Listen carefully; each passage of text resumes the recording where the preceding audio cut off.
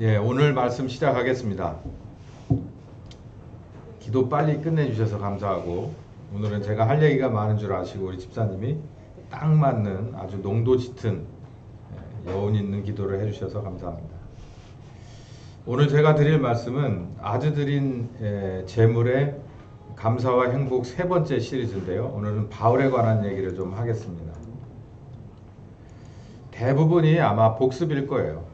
제가 한 번쯤은 한 번이 아니라 여러 번 들으셨던 얘기인데, 이런 기회에 또 들으시면 또 색다른 게 있을 거라고 생각합니다. 바울은 자기를 아주 드린 사람이에요. 왜 자꾸 아주 드린 얘기 하냐? 우리가 앞으로 지금부터 이제 내년까지 언제 끝날지 모를 이 지루한 경기에 들어가요. 이 아주 드린 재물이 되는 거예요.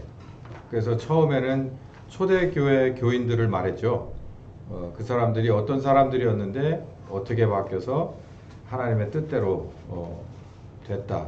또 예수님 그랬다. 그리고 오늘은 세 번째 이제 바울에 관한 얘기를 하는데요. 바울도 만만치 않은 사람입니다. 이 사람도 보통 사람이 아니에요. 그래서 이 바울에 관한 얘기를 좀 오늘 하고, 바울이 어떤 사람이었냐. 오늘 제 말씀의 초점은 바울이 어떻게 자기를 모두 다 드릴 수 있었냐, 그 이유가 뭐냐라는 거예요.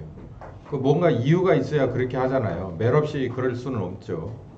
그러니까 이유가 뭐냐라고 하는데 초점을 맞추고, 자기 인생 모든 걸 걸 만한 이유가 분명히 있었다는 거죠. 그러니까 그 이유를 찾아보려고 합니다. 바울은 이렇게 결의를 보였어요. 자기의 마음의 결심을 이런 식으로 보였는데요. 이게 아주 바친 재물의 바울 편입니다. 이렇게 얘기했어요. 사도행전 20장 21절에서 24절까지 보면, 24절만 같이 읽겠습니다. 나여 달려갈 길과 주 예수께 받은 사명 곧 하나님의 은혜의 복음을 증거하는 일을 마치려 하면은 나의 생명을 조금도 귀한 것으로 여기지 아니하노라. 제가 여러분께 하나 지금 물어보겠습니다. 여러분은 하나님 앞에 이렇게 바울처럼 이런 결의를 보여드릴 수가 있는 신자입니까? 라고 물어보고 싶습니다. 2023년에 대한민국의 교회에 인스턴트, 그러니까 요즘 유행하는 말로는 밀키트 신자들이 엄청나게 많은데요. 이렇게 슬로우 푸드로 제대로 된 게 아니라 어딘지 모를, 어떤 재료가 들어갔을지 모를, 그러나 묻지도 따지지도 않고 우리가 믿고 그냥 봉지 뜯어서 그냥 데워서 먹는 그 밀키트 말이에요. 우리 신자들도 혹시 그런 모습이 아닌가 싶어요. 신자는 보통 요 정도 돼야 신자라고 얘기하는 겁니다. 근데 우리는 이거를 그냥 멀리 있는 거고 그냥 바라보는 이정표 정도로 생각하는데, 제가 드릴 말씀은 2023년에 교회의 모두는요, 위에서 아래까지 모두는요, 위아래도 없지만 전체 모두는 다 이런 바울의 결의 같은 이 정도는 돼야 신자라고 하는 거예요. 여러분한테 다시 한번 물어봅니다. 여러분은 무엇을 위해서 달려가고 있습니까? 혹시 주 예수께 받은 사명이 있습니까? 그럼 그 사명이 뭔지를 한번 꺼내 보십시오. 그리고 그게 혹시 이 바울처럼 하나님의 은혜 복음을 증거하는 일인지 고민해 보시고, 만약에 그렇다면 제가 오늘 드리고자 하는 말씀의 핵심이 하나님께 은혜로 받은 그 복음이 도대체 뭐냐라고 하는 거예요. 내 인생을 걸 만한 가치가 있느냐, 이런 결의를 내보일 만한 이유가 있느냐, 원인이 거기서 나오냐, 동기가 있느냐, 이거를 한번 물어보는 거예요. 확실한 거 붙잡고 다 걸어야 되는 거예요. 다 걸 생각도 없고 확실한 게 뭔지도 난 모르겠다, 그럴 수 있죠. 근데 확실한 걸 알면요, 다 걸 수 있습니다. 확실한 걸 알면. 바울은 확실한 걸 알았기 때문에 자기를 거는 거예요. 밀키트 신자라고 제가 저 스스로에게 오물바가지를 씌웠는데요. 그럴 수밖에 없는 이유는 아마 이거일 가능성이 거의 99%입니다. 확실한 걸 모르기 때문에. 확실한 걸 알면 바울처럼 자기에 있는 모든 걸 버리고 이걸 잡을 수가 있어요. 잡을 뿐만 아니라 자기를 다 던져버리고 끝까지 달려갈 거예요. 디모데후서 3장에 그랬어요. 나는 달려갈 길을 다 달려갔다. 후회도 여한도 없다. 나는 이미 관제와 같이 부음을 입었다는 거예요. 관제는 액체 제물이에요. 기름병. 기름을 가져다가 이 제단 위에 뿌리는 거예요. 기름이 병을 나왔죠. 그럼 끝난 겁니다. 다시 들어갈 수 없는 거예요. 자기 인생은 이제 다 하나님 앞에 뿌려졌다는 거예요. 그래서 이제는 너무 행복한 거예요. 너무 기쁘고 행복해서 이제 나에게는 승리의 면류관만 기다린다라고 하는 바울이 되어버렸어요. 어떻게 그렇게 됐을까? 우리 이쯤 돼야 신자라는 거예요. 시간과 공간의 차이가 있고 여건 아무 상관없어요. 달라진 건 아무것도 없습니다. 우리에게도 요구되는 것은 이 정도 수준의 신자예요. 일단 바울이 어떤 사람인지를 좀 보죠. 바울의 본명은 사울입니다. 사울이라고 하는 것은 큰 사람이라는 뜻이고 바울은 작은 사람이다 이렇게 이해하시면 될 것 같아요. 상징적으로 이렇게 이름을 바꾸는 그런 사람들이 꽤 있죠. 내가 믿기 전에 어떤 사람인데 내가 믿은 다음에는 이렇게 이름까지도 바뀌었다 이렇게 하는 사람들이 꽤 있죠. 그런 사람입니다. 이게 본명은 사울이었는데 출신은 사도행전 22장 3절부터 5절까지 보면 이 바울의 기본적인 정보가 이 22장에 많이 나와 있어요. 이 사람은 다소에서 났습니다. 다소가 어디냐면 터키의 이 남부지방의 해안가 그 근처 어디께입니다. 뭐 그 어딘가 지도에서 알아보고 싶으면 인터넷 치면 다 나오는데 그게 뭐 큰 의미는 없어요. 그냥 나름대로 지금의 어디쯤 된다고 할까요? 부산이나 인천 그쯤 된다고 하나? 뭐 그 정도 그 정도의 중요성을 가진 그런 도시에서 태어났습니다. 다소에서 났고 가말리엘 문화, 요즘으로 말하면은 서울대학이나 연고대 정도를 말하는 거예요. 여기 가말리엘이라고 하는 사람은 지금으로 말하면 아주대 이국종 교수파 이런 식으로 가말리엘이라고 하는 문화가 있어요. 나는 어느 대학의 어느 교수님 밑에서 학위했습니다. 이러면은 그 교수 그 명함 가지고 그 제자가 나름대로 이 뭔가 크레딧을 얻죠. 그래서 그런 것처럼 이 가말리엘이라고 하는 사람이 당시에 누구도 무시할 수 없는 율법 선생이었던 것 같아요. 이 사람 밑에서 공부했고 조상들의 율법을 엄한 교훈을 받았다. 그러니까 어린 시절에 얘네들처럼 어려서부터 성경 펴놓고 어려서부터 요절을 외우고 어려서부터 씻기도 하고 어려서부터 예배 안 간다고 혼나고 꾸중 듣고 어려서부터 헌금하는 습관을 배우고 어려서부터예요. 이 어려서부터 이렇게 엄한 교훈, 적당히가 아니라 아주 엄한 교훈에 있었다라는 얘기를 하고 있습니다. 가족사항은 빌립보서 3장 4절에서 5절까지 보면 이 사람은 베냐민 지파라고 나와요. 그리고 바리새인이라고 말하고 있습니다.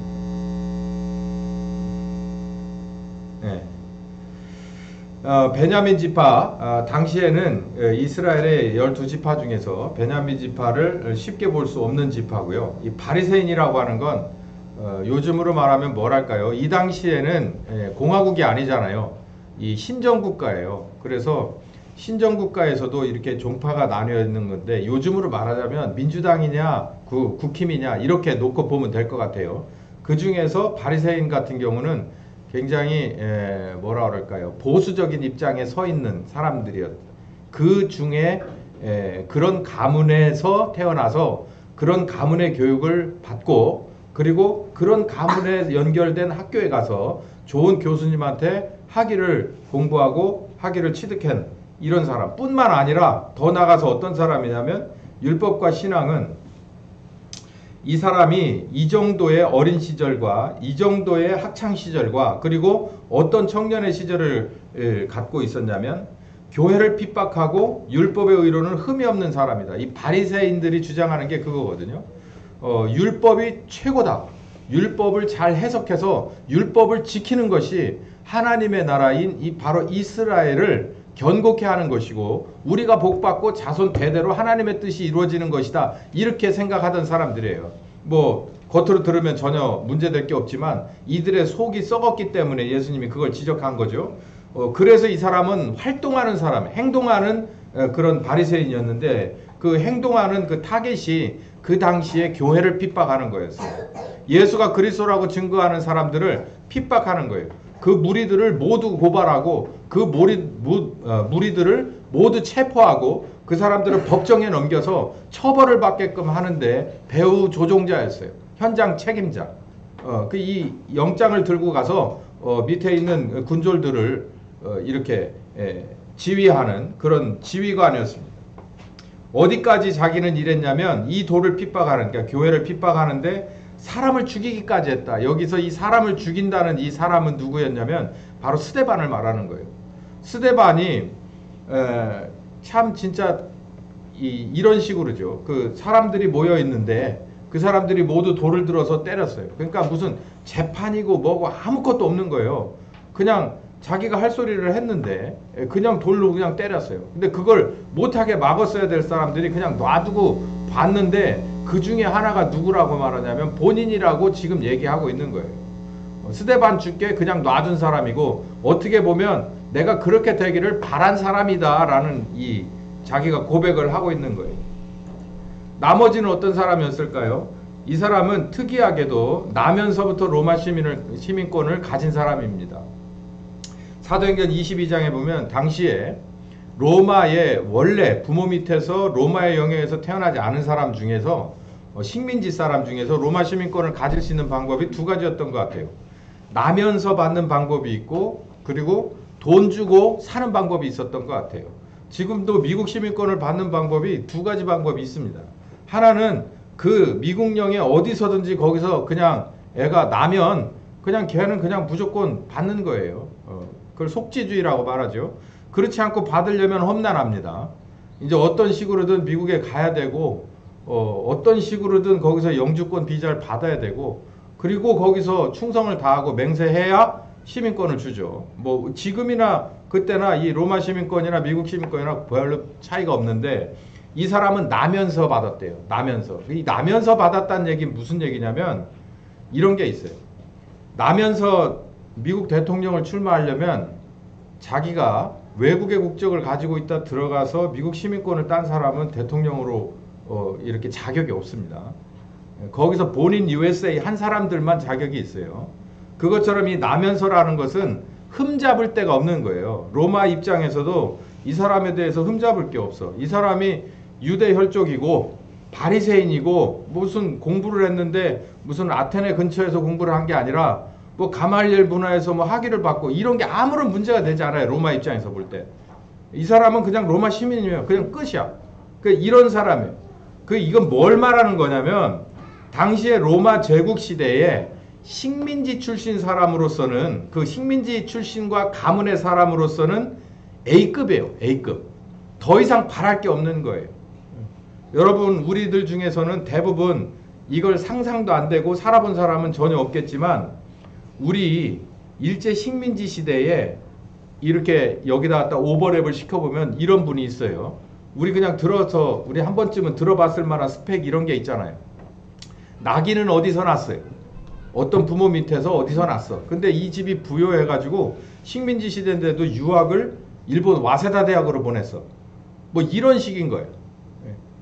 아주 그런데 그런 분들은 나름대로 뭐 식민지 시대나 아니면은 광복이 돼서나 그냥 자기 위치에서 자기 일을 하잖아요.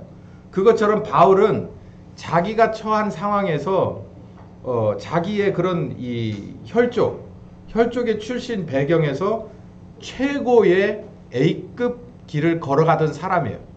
그러니까 그냥 놔두면 뭘 했을까요? 뭐 가말리엘 문화에서 열심히 잘 큰 제자니까 거기서 키워줘서 거기에 있는 지금으로 말하면 대학의 교수가 됐을 수도 있고 아니면 이 로마 시민권을 가지고 비즈니스를 하러 유대와 로마를 그냥 왔다 갔다 하면서 지금의 뉴욕과 한국을 왔다 갔다 하면서 온갖 것들을 팔 수도 있고 살 수도 있고 그런 돈 많으면 옛날이나 지금이나 돈 많은 비즈니스맨은 국적하고 상관없잖아요. 이럴 수 있는 사실상 열린 길을 앞에다 놓고 있던 사람인데 무엇가 나는 가장 중요하다고 생각했냐면 하나님을 영화롭게 하는 게 가장 중요하다고 생각해서 예루살렘에서 일어나는 당시에 자기들이 봤을 땐 예수 이단을 척결하는 것이 가장 중요한 우선순위다라고 생각했던 사람이에요. 그러니까 바울이 자기 입장에서 하나님이 나를 사랑해서 복음을 믿게끔 한 것은 아마도 내가 잘못 알았지만 내 열정과 내 열심이 정말 하나님이 볼 때 그거를 쳐주지 않았겠나. 그래서 나를 복음을 알게 해서 열심과 열정을 올바로 달리게 하지 않았겠나라고 자기가 스스로 한번 상상해 보는 말씀도 있습니다. 이런 바울이 이렇게 스데반을 죽게끔 배후에서 조종하고 바라보고 오히려 기뻐했던 이 바울이 이제 완전히 180도 바뀐 일이 벌어졌어요. 이제 여기서부터는 여러분이 잘 보셔야 됩니다. 그냥 장황한 얘기, 바울의 출신은 A급이다. 아마 지금 있는 우리보다는 훨씬 더 나은 사람이었을 거다. 지금 우리가 볼 때 어떤 정도급 사람이다. 요 정도면 되고, 그 다음에 이 사람이 이제 생각을 바꿔먹게 되게 되는데, 이게 뭐냐면은요, 여기서부터는 잘 한번 보세요. 잘 보셔서 제 말이 틀리나 안 틀리나를 성경 말씀을 가만히 놓고 보셔서 이 바울이 어떻게 자기를 다 드릴 만한 이유를 이 안에서 찾았기에 그 탄탄가도를 다 버리고 벗어나서 좁은 길로 들어갈 수 있겠냐, 요걸 발견하시라는 말씀입니다. 사도행전 9장 1절부터 5절까지 보면 첫 만남이 이루어져요. 근데 예수님하고 첫 만남인데 5절에 보면 이렇습니다. 읽어봅시다. 시작. 대답하되 주여 누이십니까? 가라사대 나는 네가 핍박하는 예수다. 이때도 똑같이 다메섹으로 예수 이단들이 많이 모여서 잔당이 모여 있다는 그 첩보가 입수된 것을 가지고 영장을 받아서 다메섹으로 가고 있었어요. 그 가는 중에 어디선가 이렇게 막 강하고 빛난 빛이 있어가지고 막 쓰러지고 막 주변 사람들 흩어지고 이런 상황에서 그 진짜 비몽사몽 환상과 같은 상황에서 이루어진 대화입니다. 주여 누이십니까? 이렇게 물어보니까 나는 네가 핍박하는 예수다. 그러고 끝이에요. 그리고 나서 그 다음 말씀은 네가 성으로 들어가서 가만히 잠자코 있어. 그 다음 이 말씀이 딱 끝이거든요. 그러니까 첫 만남이 이렇게 급하고 강한 이 바람과 빛이에요. 빛 대신 하나님이라고 하잖아요. 빛이에요. 그리고 얼마나 빛이 셌는지 바울의 눈이 일시적으로 시력을 잃습니다. 그래서 이렇게 누군가가 데려다가 구조해다가 이 성에 들어가서 이렇게 뭐랄까 안정을 취하게끔 이렇게 해주는 그런 상황이에요. 이게 첫 만남이에요. 여기서 뭐가 있어요? 이 바울의 회심을 엄청 중요하게 생각을 하는데, 저는 바울의 회심이나 우리들 중에서도 한 번쯤 뭔가 신앙생활의 체험이 있는 사람들하고는 다를 게 하나도 없어요. 거의 똑같습니다. 거의 똑같아요. 바울은 어떤 거냐면 이 예수님과의 첫 만남은 시간과 공간을 초월해서 2000년이 지난 지금도 첫 만남은요 어떤 식이냐면 그냥 따개 한 대 맞은 기분이에요. 어안이 벙벙하다고 하죠. 바울도 마찬가지예요. 어안이 벙벙한 거예요.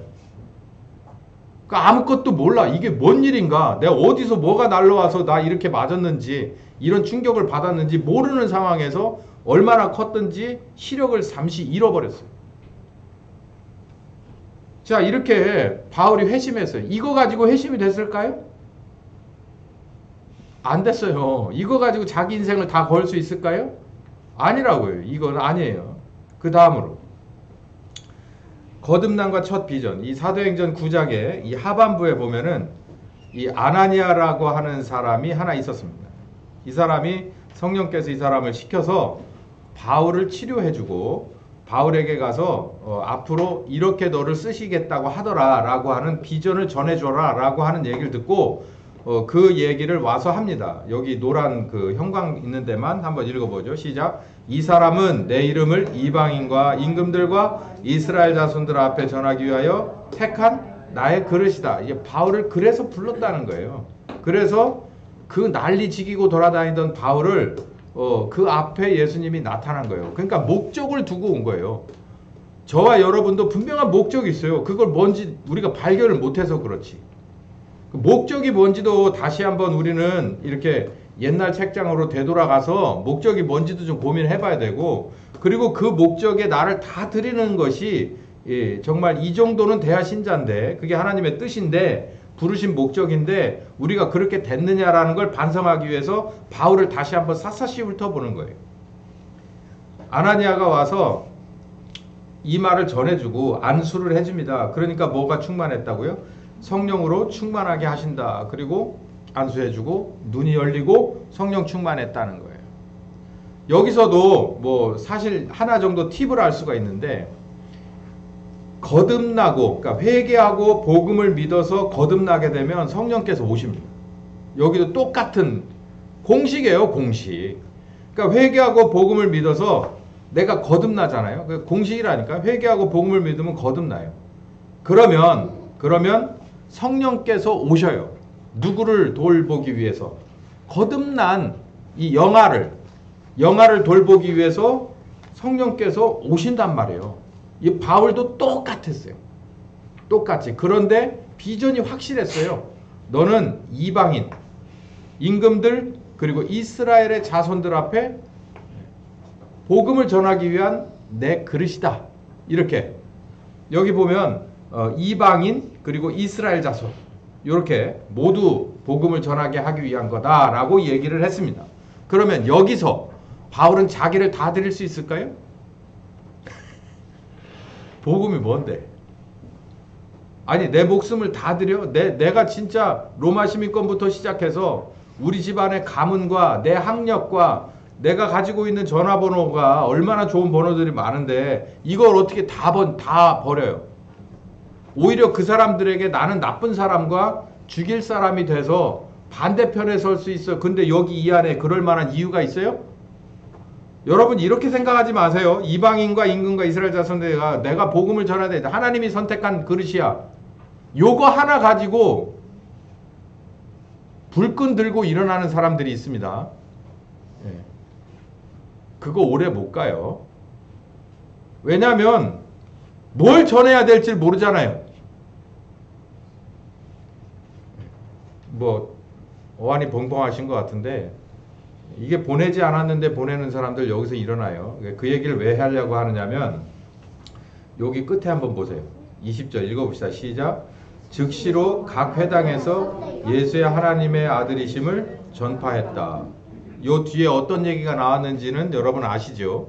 제가 뭐 굳이 필요하지 않아서 그냥 안 했는데 이 뒤에 어떤 일이 일어나요? 돌 맞아 죽을 뻔했어요. 그리고 복음을 전파하고 하나님의 은혜가 그들에게 임했다 이런 식으로 써 있지 않고 그들을 굴복시켰다고 그랬어요. 너 안 믿으면 죽어 이런 식이에요. 논리로 때리고 그리고 자기의 권위로 때리고 안 되니까 막 뭐랄까 힘으로 하고 이게 그런 식이에요. 그들을 막 밀어젖혀서 복음을 전파했다는 거예요. 왜? 자긴 봤으니까. 근데 그 방법이 아닌 거죠. 우리 수요 성경 공부 시간에 요즘 애들에게 뭘 가르쳐야 되는가를 공부하잖아요. 예수님의 마태복음 4장을 샅샅이 훑어보고 있는데 거기서 볼 때 아주 잘못된 방법이에요. 이유와 목적만 있으니까 방법은 그냥 내가 알아서 그냥 내가 가지고 있는 장기를 최대한 발휘해서 잘못된 거라고 제가 말씀드렸죠. 사울이 그 짓을 했어요. 그러다가 소동이 일어나서 돌을 맞아 죽을 뻔하고 광주리 타고 성벽을 내려와서 걸음 하나 살려라 그러고 도망갔어요. 이게 무슨 하나님의 택한 그릇이에요. 물론 핍박을 받을 수는 있어요. 핍박을 받을 수 있는데 이건 아니에요. 그거 김 목사 당신이 어떻게 알아? 이 뒤에 바울이 복음 전하는 걸 포기해요. 그 길고 긴 바울 서신이 나오는데 이 일이 딱 처음 시작이거든요. 이 바울이 회심한 시작인데 복음 전하는 걸 포기합니다. 포기하고 어떻게 하느냐.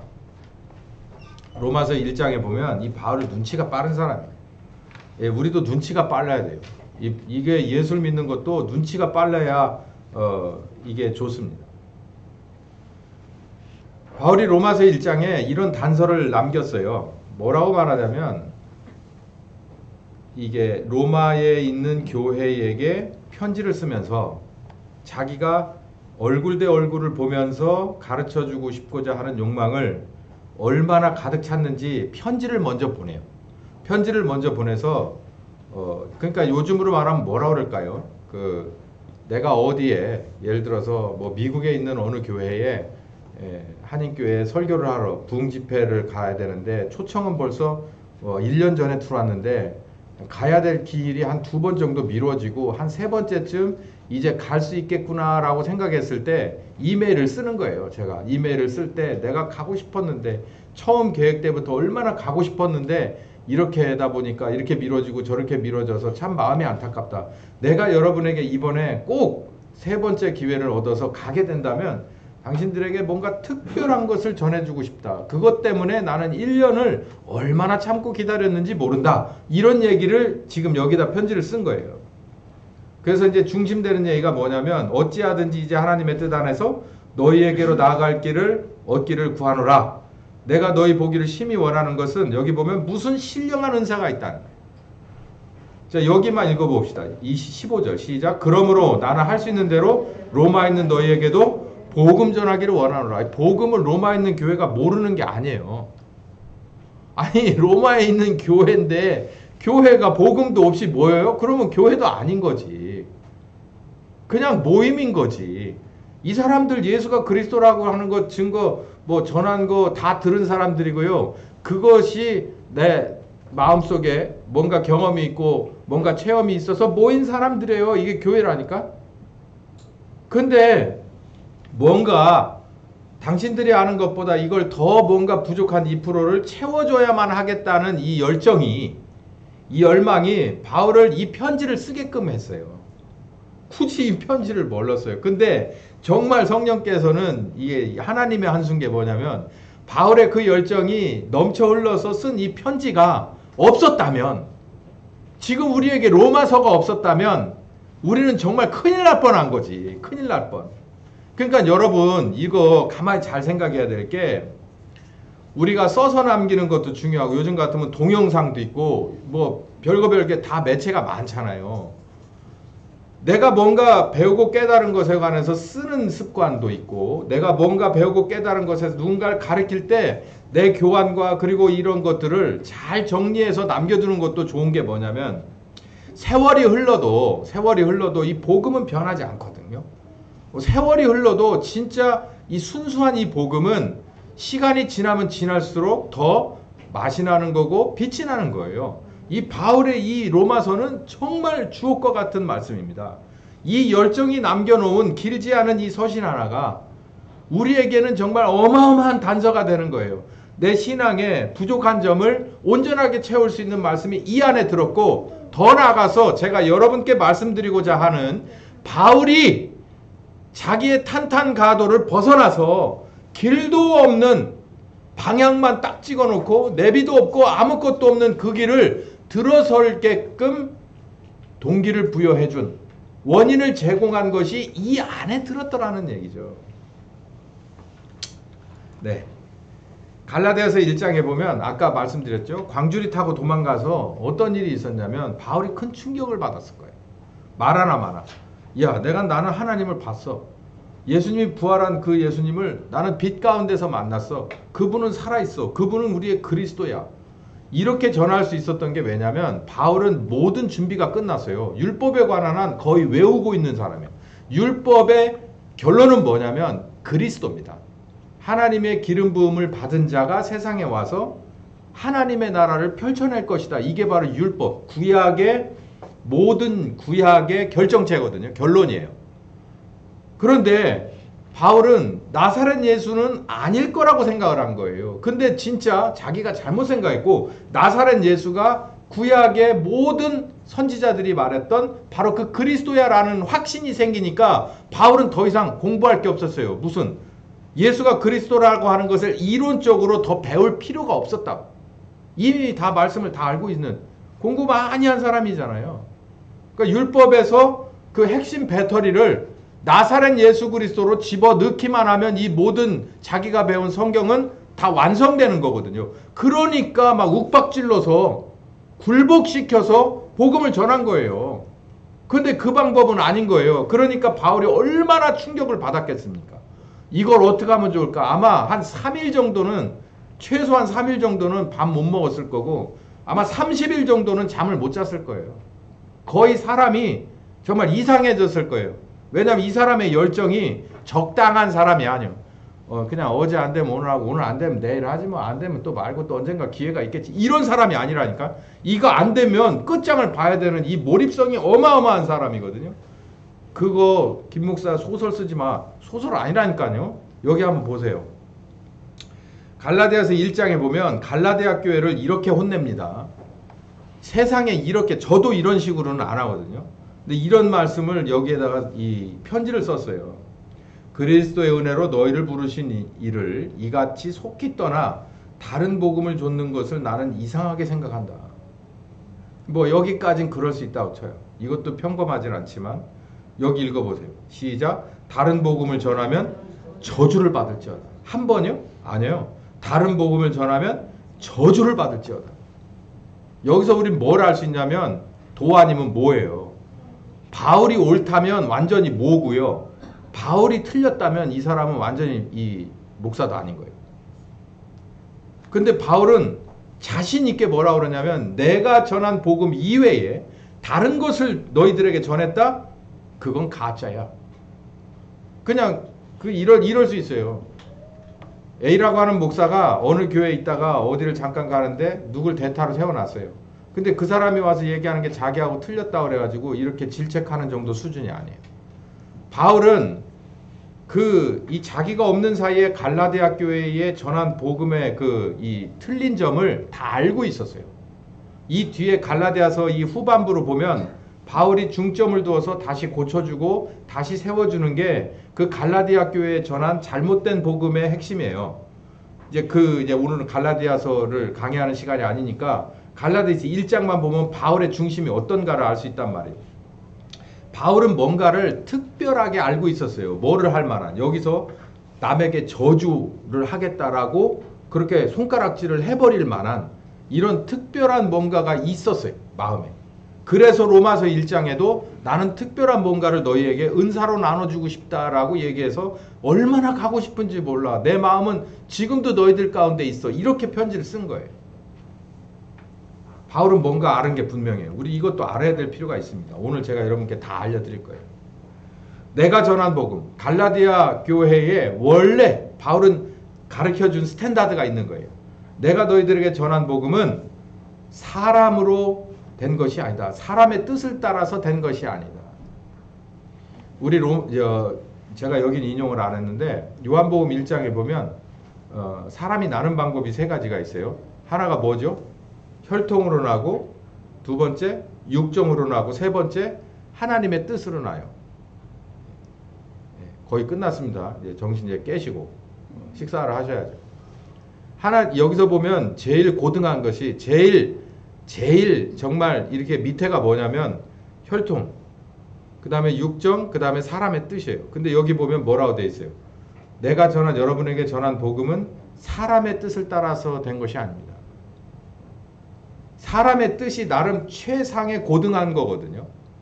이거 그냥 뭐라고 말하자면 우리가 만든 자유민주주의 정치체제, 공화정을 말하면 돼요. 이게 사람의 뜻이거든요. 물론 성경을 바탕으로 하긴 했으나 사람이 만들어 놓은 최고봉이에요. 정치체제로서. 그런 식으로 사람의 뜻이 굉장히 고결한 게 있다고요. 아테네 철학에서 지혜를 말하듯이 그게 바로 사람의 뜻이거든요. 근데 이 사람의 뜻을 넘어선 거다라는 거예요. 여기 노란 형광을 한번 읽어보죠. 시작.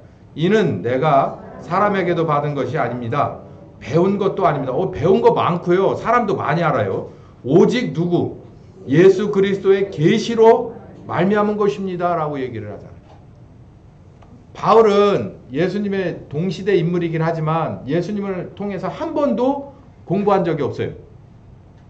그런데 뭐라고 말하냐면 오직 예수, 그냥 예수, 나사렛 예수가 아니라 예수 그리스도의 무엇으로?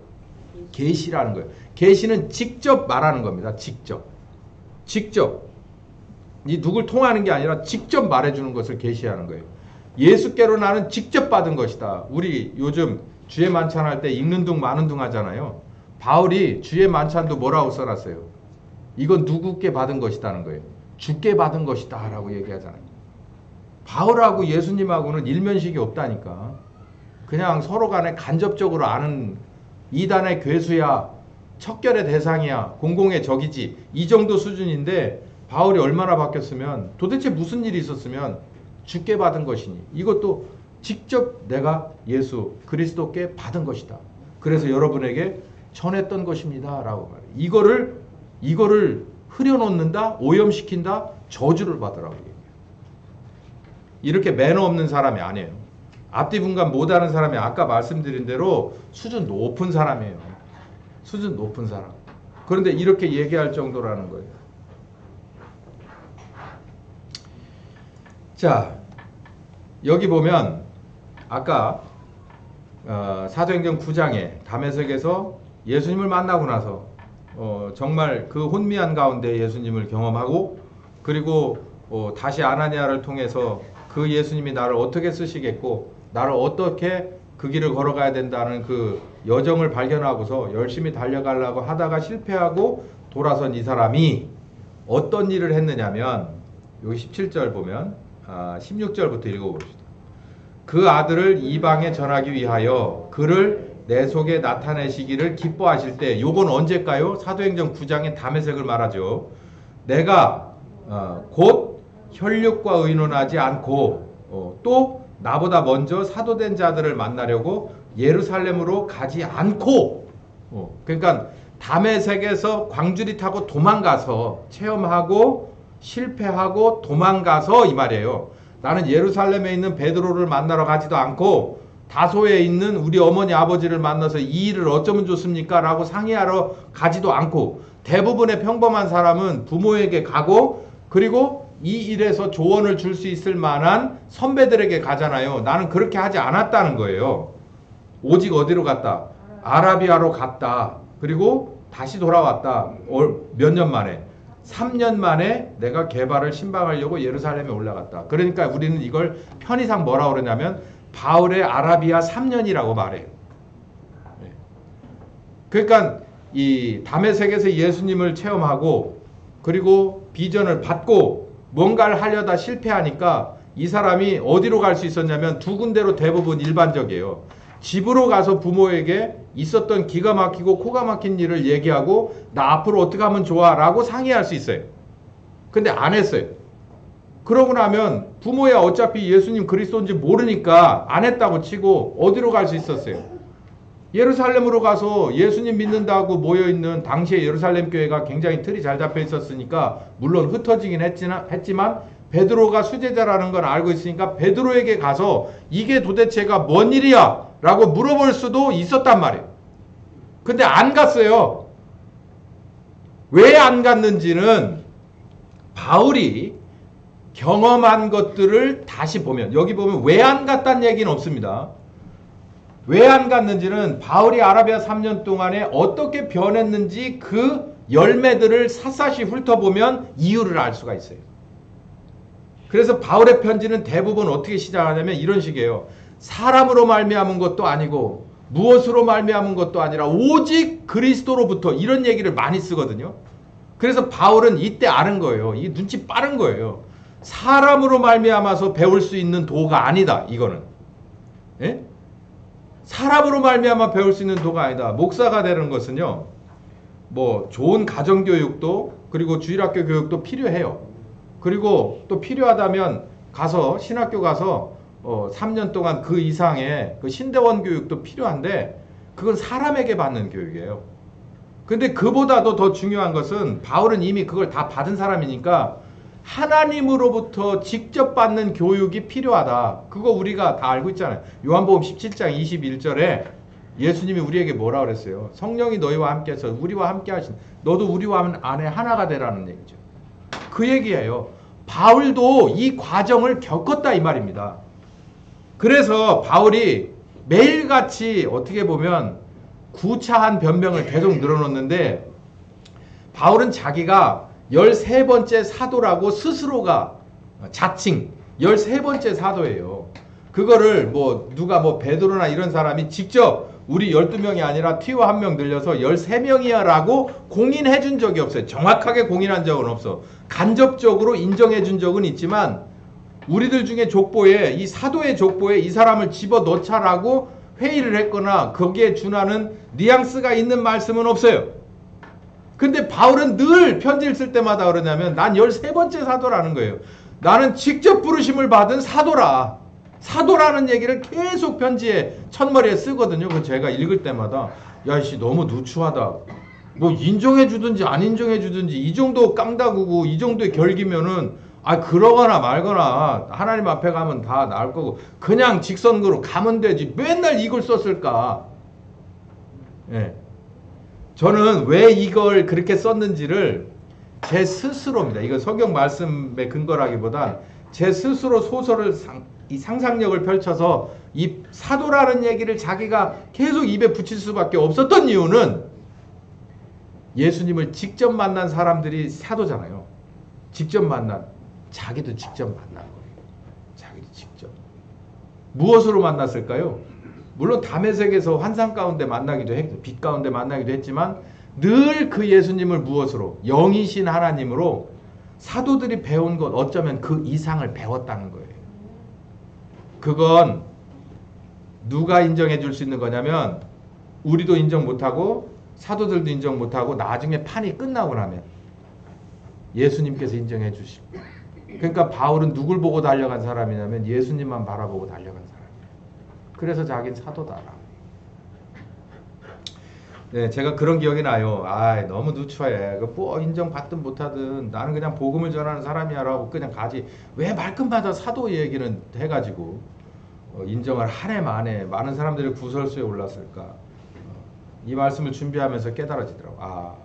바울이 자기가 예수님의 직접 부르심을 받은 사도다라고 하는 얘기를 왜 했구나라고 하는 걸 알았잖아요. 자, 오전 말씀은 이제 여기까지인데요. 여기까지의 핵심은 한 3가지 정도입니다. 하나는 신자라면 바울 정도는 돼야 된다. 어떤 사람? 다 드릴 수 있는 사람. 그러고 보니까 뭐 때문에? 요만한 애들한테 좋은 장난감을 하나 사줘요. 최신 장난감을 크리스마스 선물로 사줘요. 그리고 내년 크리스마스 때까지 전에는 이게 나오겠지만 내년 크리스마스 때쯤 되니까 더 업그레이드된 더 비싼 더 멋진 장난감이 나와요. 그러면 그 장난감을 이렇게 뒤에 들고 나서 네 것 좀 내놔봐. 그러니까 애가 요즘 애들이 눈치 빠르잖아. 그러니까 엄마가 아빠가 이거보다 업그레이드된 선전 나오는 그 장난감을 사주려고 그러고 믿고 내놉니다. 그리고 받아서 흐뭇한 거예요. 바울도 자기가 가지고 있던 카드가 생각보다 많아요. 좋은 카드가. 근데 무엇을 받았기에 이 무엇을 가지고서 이거 자기 거를 다 내놓고 이걸로 바꿔 탈 수가 있었겠느냐라는 거죠. 우리는 다 드리고 말고를 지금 얘기하기 전에 우리는 그걸 알고 있냐는 거예요. 그걸 알고 있냐. 그걸 알게 되면 반드시 이거 놓게 된다는 거예요. 이걸 놓고 그걸 잡게끔 된다는 거예요.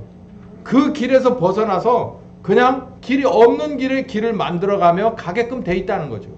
그걸 우리를 알고 있는가? 아마 대부분 몰라서 그럴 거다. 그러니까 우리 한번 이 시간에 다시 복습한다 생각하고 다시 공부해보자.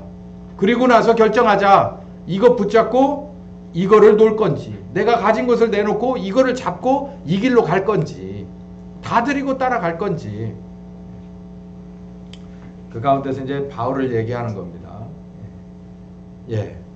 오늘 말씀 여기까지 하겠습니다. 감사하신 주님, 이 귀한 바울을 겉으로 살펴보았습니다. 뭘 도대체 어떤 걸 주님은 이 바울에게 주셨기에 그 좋은 카드 다 내놓고 정말 보물을 얻은 듯이 움켜쥐고 나의 달려갈 길, 은혜의 복음을 전하는 이 길, 내 생명 전혀 아깝지 않다라고 결의에 차 있었으며 그렇게 달려갔는지 끝까지 완주해냈는지를 우리가 잘 알고 본받아서 정말 신중하게 고민하고 결정할 수 있는 우리가 되게 하여 주시옵소서. 예수님의 이름으로 기도했습니다. 아멘. 지금은 우리 주 예수 그리스도의 은혜와 아버지 하나님 극진하신 사랑하심과 성령님의 교통하시는 역사가 이제 바울을 다시 훑어보며 내가 주님 앞에 다 드려지는 사람으로 결정하고 달려가기로 작정하는 한 10년과 가정과 교회 후에 함께 하시기를 예수님의 이름으로 축원하옵나이다. 아멘.